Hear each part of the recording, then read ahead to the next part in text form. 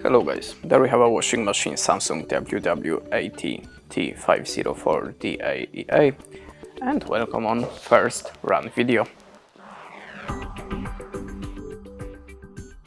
So in the first step, let's turn on your washing machine by this button.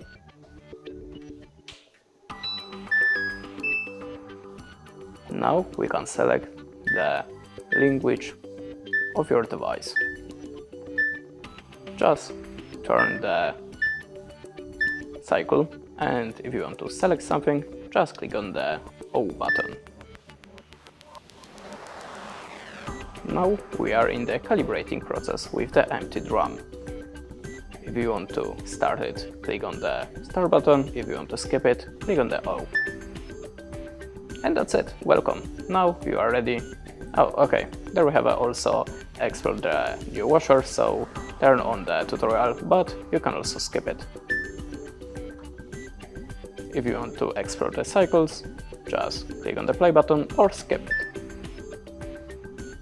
And now you can start your laundry cycle. That's it. Thanks for watching, leave us a like or a comment, and goodbye.